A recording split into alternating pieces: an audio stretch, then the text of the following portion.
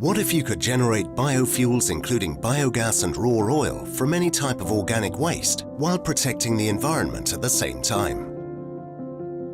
This is the aim of the Bioalternative plant, a machine designed and built in Switzerland by Pyrolysis.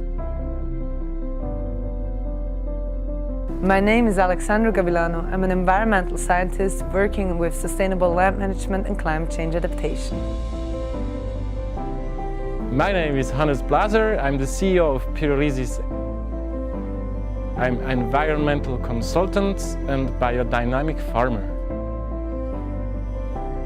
CO2, which is stored as organic waste, is emitted and transformed into a stable form of CO2 known as biochar. This biochar can be used as a natural additive to restore degraded land and stable bedding. It enhances soil fertility and mitigates CO2 emissions.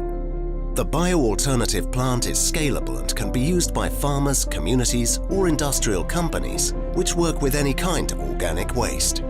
Pyrolysis' unique system has the power to transform any kind of organic waste into valuable end products, while creating new income opportunities for their owners.